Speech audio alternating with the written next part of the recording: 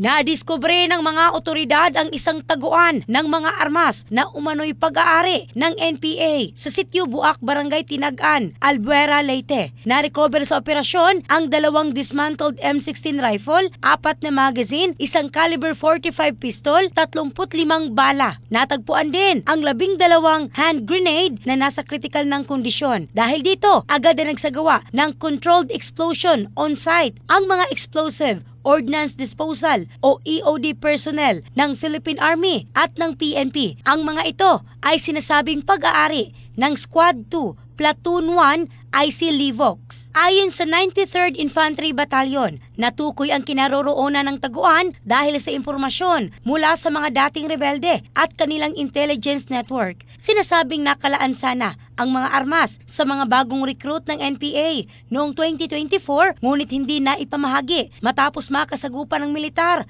ang grupong nagdadala nito. In the heart of changing lives, ako si Michelle Craste ng Brigada News Philippines, the Music and News Authority.